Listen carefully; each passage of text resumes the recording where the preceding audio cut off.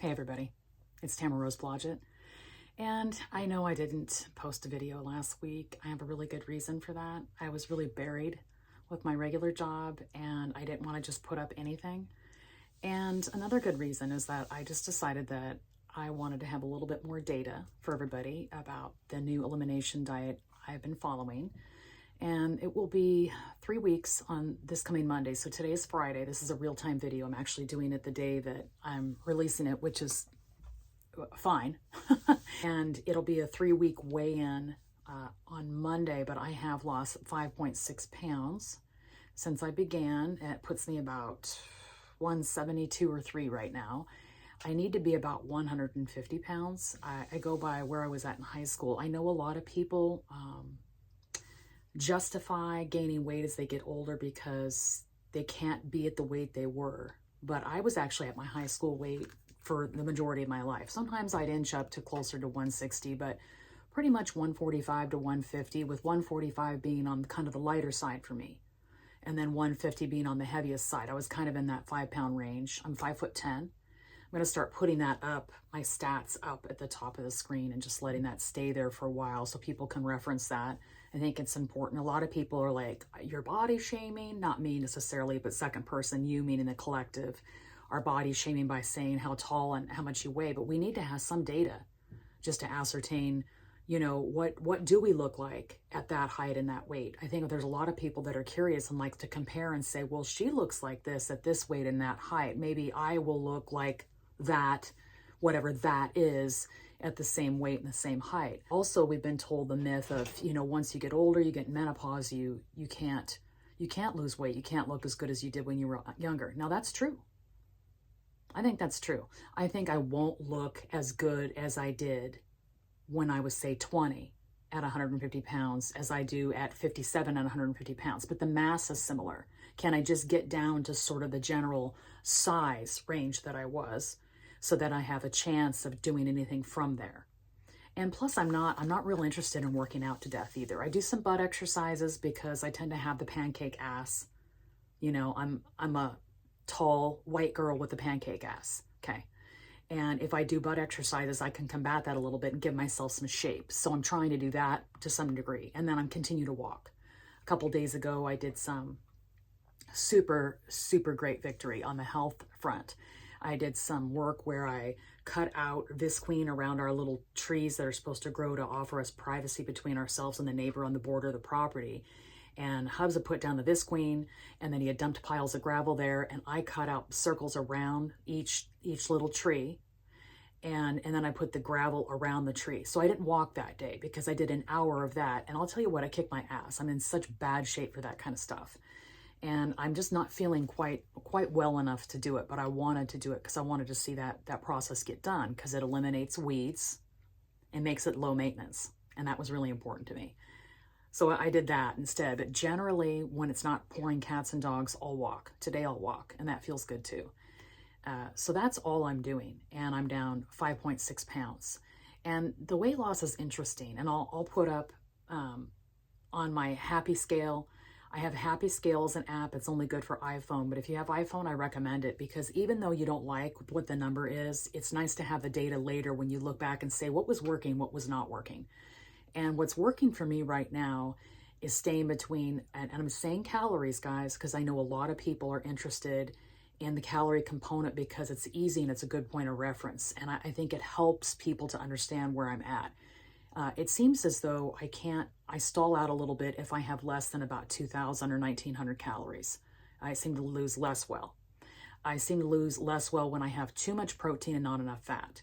So I'm shaking out to be kind of between the 100 to 125-ish, 130 on protein grams per day, which defies me having 150 grams of protein a day, as conventional wisdom says, 1 gram for every pound of body weight. I don't think I could lose that well on 150 a day. I can on occasion, and it doesn't make any difference, but on the daily, no. Why do I know that? Because I've experimented with it already. Also, I don't lose very well if I come down under 200 grams a day. My body seems to really need fat. Another thing that's been a little disturbing, and I can't pinpoint it exactly, is instead of feeling you know, like regular hunger signals, you know, a growling stomach, a gnawing feeling, you know, the actual hunger signals. I'm getting a little bit of nausea instead. And some of you might go, well, that's too much fat, or that's something, or that's that. But when I have something to eat, when I feel like that, it then goes away. So that's a little bit weird. Another weird thing I've been experiencing, and what am I doing in my elimination diet? Well, I'm pretty much having only meats now and butter. Another thing I'm experiencing is a real drop in appetite. I don't know what's going on with that, but it has now become difficult to get in what I need to every day. I'd heard other people going through that. I thought it was kind of BS because it didn't happen to me. So I was like, okay, what is this now going on? So what happens is that, like, for instance, this morning I had my 2 tablespoons of butter, and by the second cup of coffee with the 2 tablespoons, I threw out about half because it didn't taste very good to me anymore, and it was making my stomach not feel good. And then I realized later, oh, maybe I'm kind of hungry and not hungry for butter. You know, makeup, I get the smoked hickory bacon from Walmart because it's the exact consistency of thickness that Mom and I like, and it cooks up really fast in the air fryer. I do that on 450 degrees, and I just kind of keep an eye on it, and I open up the thing and I flip it when it looks pretty done on one side. You don't have to flip it, but I find it comes out a little bit better that way. And I had 4 of those pieces this morning. It was just right because remember, I didn't feel good in my stomach. So my thought process is I'll just have a little bit to eat and see how I feel. I had a little bit to eat. I wasn't really full. I just felt like the edge was off of whatever was going on there. And now I feel tremendous. So I just needed a little bit of food, and I needed food that had some protein in it. Another thing is that, you know, pork belly has been touted as being like one of the perfect carnivore foods because it's super fatty. Well, for me right now, it's a little bit too fatty. 2 or 3 different times I've had, you know, I got the pork belly from Costco in the big strips, and it was 5.62 pounds, and I divided it into 10 pieces. It had come in 5 pieces, so I cut each one in half. And I thought, okay, I'll try one, because I know from experience that pork belly is super satisfying. The satiety is very high on that because it's like 85 or 90% fat and the rest is protein. So it's a tremendous carnivore food, especially healing for women that have, well, for women. And then for those of us that are addressing hormonal issues, which is pretty much every woman that isn't up to correct nutritional standards and a human-specific diet, which includes protein and fat in large degree, and carbohydrate, of course, is not necessary. So that's why I know I don't have to have it. Okay. Anyway, so I'm doing that. And yesterday I had one whole one because I was quite hungry. It was about 11. I took out eggs a few days ago just to see if that would make me feel better. I'll put them back in a couple weeks, but I want 2 weeks without them as further elimination. And so I did that, and I was dying on the last bite. Like I was like, I don't think I can finish that. Then I had kind of that queasy, nauseated feeling, and I knew that was too much fat for me at one go. So the next time I had a half one, and I had much lesser degree of that. So now I know for me, they're more snack-like. So if I took one strip, and instead of having the whole strip, I cut it in half, and that's where I should begin. So the next time I do them in the air fryer, I fried them up in the stainless pan. I use stainless because Teflon has been put forward as being perhaps toxic and problematic for humans, and so I'd rather just use the stainless. And that's what I do too with my water. I use a stainless, and then I get my straws, and I have a little thing that, you know, cleans them and everything. I don't have to worry about stainless and glass. Anything but stainless and glass and ceramic has the potential to be toxic to some degree, and I'm just slowly taking all that stuff out of my purview. I don't want it on my body, all kinds of things. And I know that's a little over the top, but if you consider that I'm being really nutrition conscious, it's an intuitive segue that I would then take out things that are a problem that I consume or that holds my consumables. Like, I don't use Ziploc bags to store food in, guys. I use refrigerator dishes, and I especially like the ones I have from the 60s I've been using for 30 years that have the glass lid on top where you can just see what's in there, and then the ceramic, oven safe, microwave safe, everything for the rest of it. And I use those. They're easy to get on and off. My leftovers aren't going to stay in the fridge and rot, okay, because I'm very frugal, and so I don't let things go to waste. I'll repurpose food before I throw it away. And that's another thing with vegetables and fruits. Why bother with them? You get whatever you get, you pay for it, you come home and half of it rots and you have to throw it away anyway. How does that expedite any kind of financial consideration? It doesn't. Okay. You know what? I should be using my microphone, but I haven't figured it out yet. Uh-huh. That's me. It's totally me. In ratio, speaking of ratio, I am staying over 80% fat, and the remainder is protein. And what does that mean? Well, I always hit 80 now. And sometimes I hit as high as 83 or 85, depending on what I've eaten. So that has caused a weight loss. The really exciting stuff, I started thyroid hormone replacement on July 11th. And it was the first day we got back from our kid's house. He lives in Indianapolis. We got home that night. I took it that night, and I started it that night. And this is August 23rd. About 2 weeks ago, I started to notice improvement in both my muscle soreness, my joint pain, inflammation, and my horrible dry skin problem I was having on my face. Now, I don't know if you guys can notice,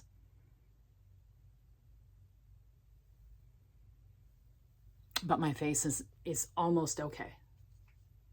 It still has maybe 5 or 10% to go. I still have a little bit of eczema in my ears. I don't know if that's a stubbornness thing. I took out eggs. 50% of the reason I took out eggs was to see if that would resolve. I can't believe I would have a problem with eggs, but you know what? You find out weird stuff on this elimination diet. And if they're problematic, I just want to know. And I won't know until I give it 2 more weeks. And now I'm down to chicken and pork and fish and ruminant meat. I'll get some lamb chops the next time we go to Costco. I forgot to have Hubs get them this last time. And just stick, my appetite decreased a lot. And I remember when I did my elimination diet back in September of 21, I also noticed that phenomena about 2 to 3 weeks in, 2.5 weeks in, just like clockwork, my appetite went and I don't know what that is, but I have heard of that. So I think it's a normal thing. So now I'm waiting for these hunger signals. I'm waiting for the hunger signal to say, hey, you're hungry. And I'm not getting a lot of that now. I'm getting up, I'm having my coffee. In the morning, I made Mom bacon. I'm trying to make Mom like egg custards and then alternate with bacon too so that I can bring up her nutrition level. I'm not having the egg custards because they're loaded with, cream. So that's going to be something I wait on. And first find out if eggs and cream are a problem, right? Those will be some of the first things I introduce. Now, I didn't mean to go off the elimination diet, but I did a little bit because Hubs made cod, and then he put the pork rind panko on the top, and I have to recommend that. It didn't come out as crispy as he wanted. I think it needs to be air fried, but everybody was poo-pooing me, so I was like, okay, I'm going to just do it on my own and do my own experiment with it and dredge it. I'll do butter and then maybe a little bit of lemon or lime or something and dredge it through that and then put it in the panko pork rind stuff. I thought it was expensive, but for how little I bread things, not bad. And so I'm going to try that. And then Hubs had made a homemade tartar sauce. So it had Kraft mayonnaise, dill pickle, fresh dill, lemon juice, and some other innocuous thing. I didn't want to hurt his feelings. And he's super good with sauces, you guys, and dressings and all that. I mean, that's his forte. That's where he really showcases his abilities for cooking. I went ahead and had like 3 tablespoons, like this, fingers crossed, figured I'd, blow up or something. I had no reaction. So I felt like it would be safe for me to put those on my elimination list. I'd put dill pickles on, dill, and then the Kraft mayonnaise. Now, soy is a big no-no if you have Hashimoto's, but I don't generally have soy ever. So soy is in Kraft mayonnaise, but probably I didn't have enough to make a difference. So that was exciting to think that, those things might be able to be there. And then I had 1 pickle yesterday. That was a dill pickle with my burger patties just to try it. And I had nothing from that either. So pickles, I think, are real strong. I can have those. And it's nice. It's nice to have a dill pickle. It's fermented. And then yesterday when I went out with Mom, I had 2 6-ounce burger patties and they were freshly done. We went to the 101 diner and I was just completely impressed with what I got. And I got the blue cheese on top of it because I thought since it's, pretty much half rotten, it'd be really good for my bionome, the environment within my gut, because we're highly evolved to have fermented, kind of rotting things, all that stuff. So there wasn't a bleep on the screen. The blue cheese was awesome too. So I'm going to add that to the list. So blue cheese and pickles, they're okay. And it looks like mayonnaise is too, but I do want to stay away from the soy, guys. Gluten and soy and sugar are a never have for me. I don't know how we'll do teriyaki. I think it's full of gluten and soy, but maybe they have gluten-free or soy-free. I don't know how that goes. I can't imagine them taking the soy out of the teriyaki and me liking it. Alcohol is a hard pass. I had alcohol. I had a tequila last Saturday, I think, and it was just awful. And then I tried to have some again last night, and my body just rejected it. Like, I couldn't stand the smell. I couldn't stand the taste. My body was like, absolutely not. I barely got through that, and I don't think I'll be having that again. I was really surprised. I was kind of drinking like a fish, before. I was fine, I was partying, having a good time, but I gave it up for a couple months. And then my body had it again. It gave it a hard pass, and then I noticed there was some stuff on my skin when I had it. So it's definitely, it's already a systemic poison. We know that. And so it kind of goes against the principles of what I'm trying to accomplish anyway. So intellectually, I can't really justify it at this stage. And it made me feel so terrible the next day. And it didn't make me feel bad this morning because last night I had less. I just had a half a drink because we were celebrating something super exciting for Mom. And I wanted to just be part of it. And they had pina coladas, because they can. But they have pineapple and coconut cream in them and Bacardi rum, the stuff that's, augmented and sugary and stuff. And I was like, and pineapple juice. And I was like, no, I'm not going to have any of that.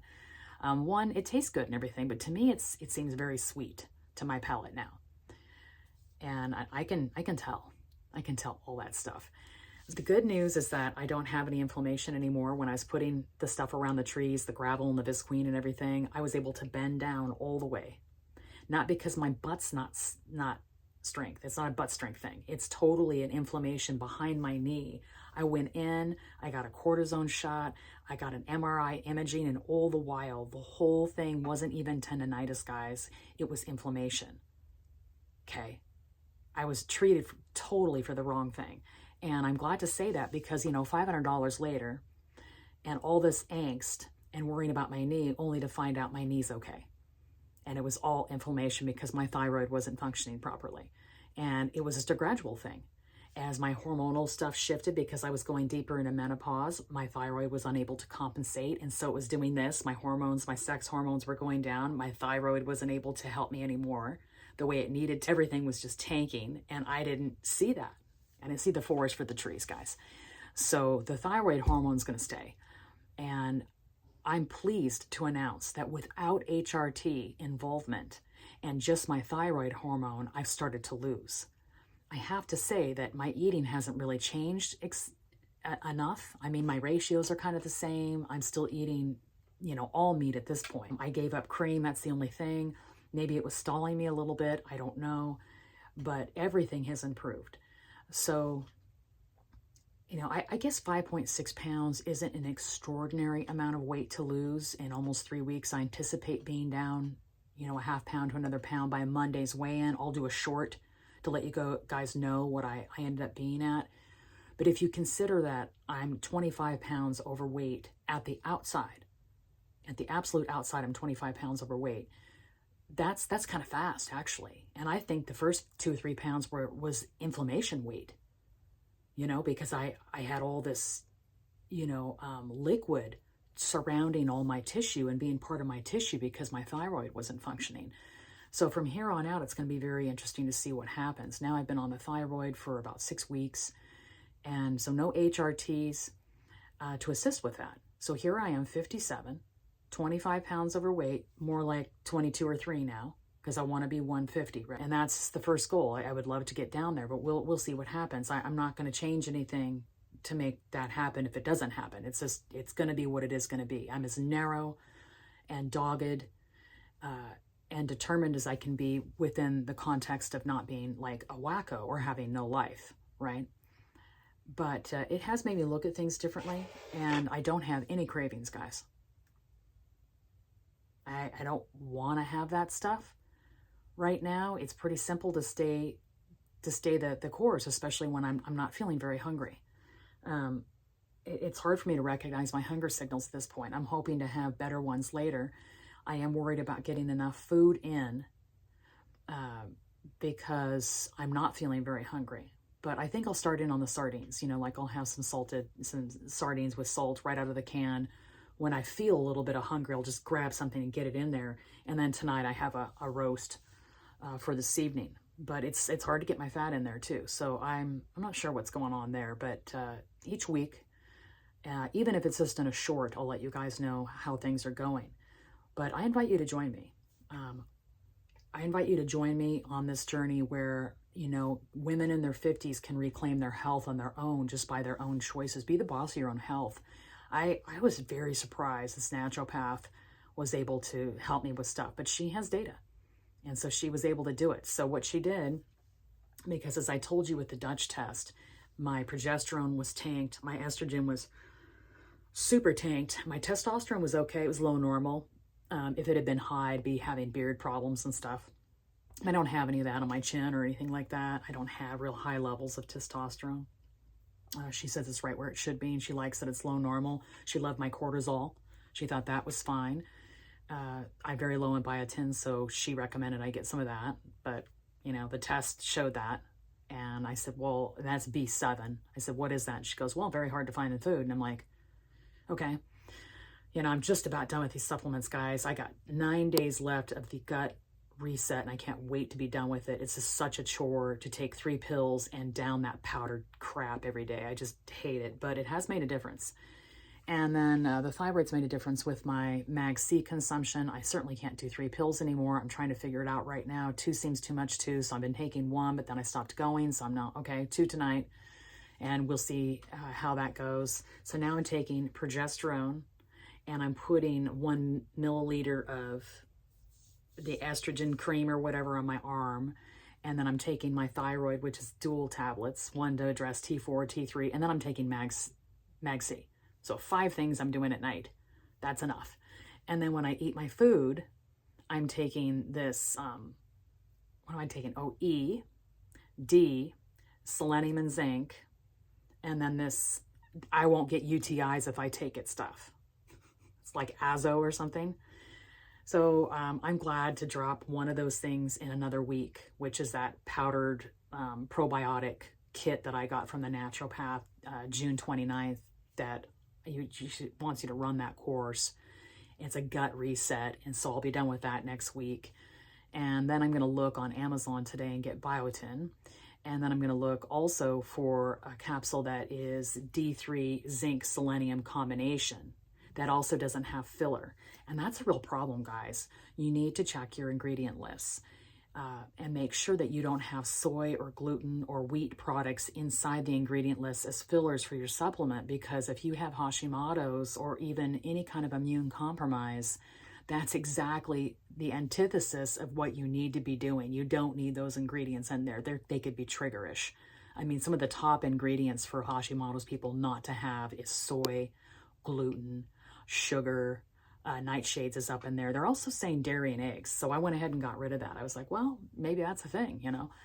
So I'm just being prudent. It feels a little silly to take out dairy and eggs, but there have been some people that I've read where they didn't know that dairy was an issue, and they took it out, and it was when they reintroduced it. My dairy consumption is butter and cream and sometimes a hard cheese. I don't normally eat a lot of cheese. I treat it as a condiment because I know that dairy stalls, and I'm not a huge cheesehead, but it does add a little flavor. So I'll see how that works. But the first cheese I'd go back to is if I could do eggs, I would reintroduce eggs, and then I'd put some Parm on there. Parmesan cheese is aged and hard, and it tastes the best to me. And I just put a little bit on there, just like a tablespoon, maybe 2, and that's all I need to just add a little bit of something. I'm also not really liking pepper right now for reasons unknown. Anyhow, it's been a little dumb, but I'm just going along, eating the same stuff and staying on the, staying the course. So that's great. What else was I going to tell you guys? It escapes me. I'll put it in here if I remember. So basically, for a 5'10" woman that wants to be 150 pounds, I am losing well, considering how much I have to go, and I am keeping my calories at 2,000 or greater, 80% fat or greater, and then the remainder protein. So 20% protein, lean, and 80% fat, and that seems to be working. If it changes, I'll let you guys know. I remember when I did the elimination diet before, I actually, toward the end, I increased my calories and everything, and I lost a little bit better. And that, at that time, I was actually down to about 155. So I don't know if these HRT hormones, I just started taking them last night. So it will be interesting to see if I somehow lose better because of those. But they may make me feel even better than I was already. So that the loss and the muscle improvement, soreness improvement, the joint pain improvement, the inflammation going away, all those things are on the thyroid, because that's all that changed. And I don't think my diet's hurting that, because I'm not having any inflammatory foods as well. I have started drinking a little bit of tea. I make sure it's uncaffeinated. And I've pretty much given up diet pop, except when I go out with mom, or one or two a week now. I used to have 3 or 4 a day. So that's a huge difference. And I've noticed sometimes if I haven't had it for a couple days and I go back to have one, it makes my stomach upset. So that's a very good part of the elimination diet. It's gonna go, except for on those occasions when I go out with mom or we have something special going on. So that's good to know. But other than that, I think I'm gonna stay the course. I'm excited about maybe making up a little book that's like journal sized, and it just has elimination diet. I'm gonna do some templates for that shows kind of what I would like to catalog as an elimination diet person, and see if I can't, sell them in conjunction with me using it too. Like, I want to have some kind of a journal or tally or something where I can write down the date, and I can write down what I ate and how it made me feel. And always, when it's not a problem, I'll put neutral, and then I can have elimination foods, to add back in. And I thought that I could last like 90 days doing this, but I feel like it's more going to be 30 days. And then I'm going to start introducing things I don't think I have a problem with, and just do that for a week. Like, I'll start having cream again in my coffee, 1 tablespoon per coffee cup. I don't need to have a lot of cream. I like the flavor of it. So I'll do that first, and I'll see how that goes. So anyhow, thanks for tuning in, you guys. And I really appreciate your support. And I'm at 400 subscribers now. I can't believe it. I'm just so grateful. And after I'm done with this, and when it's uploading and stuff, I will do a hair video. And I want to just mention that I have not, some of the things for Hashimoto's, people is losing hair and stuff, I have not noticed anything like that. My hair seems to still be kind of the same, but I'm sure there'll be improvements there, But I just want other women that would like to grow out their hair, whatever, age you're at, it doesn't matter. If you like having long hair and you want to have quality hair and you want to do things with your hair, it's kind of our primal right to mess with our hair, have long hair if we want to. And I like this one gal. I'm going to link her down below, Lainey something. Anyway, she's a young gal, but she's got really great hairstyles. And she really has a focus on braiding and buns and quick hairstyles. And I like looking like my long hair is showcased nicely and done, rather than just it's hanging around all the time. I like it hanging around, but not all the time. Like today I did a side part, and this is just its natural wave. I didn't put any product or anything in it. And it has a lot of body, and it's nice. But I do prefer the side part, I think. My daughter-in-law keyed me into that. She said, just part it on the side and take it over. And she goes, borrow some of the cool curls from that side and flip them over so that I don't have this kind of flatter crown, which I like. And I don't know what I'll do. I might get a little bit of bangs, wispy things. I'm not sure. I haven't decided yet. But anyway, thanks for playing. Love you guys. Subscribe. And comment below if you have any insights to offer me, or you've decided to do elimination diets, or your Hashis, or your autoimmune. I think diet can cure 90% of all the ailments. I really do. Because then your body has the raw materials in which to work with and heal itself. So 2 + 2 is 4, right? Love you guys. Talk to you soon.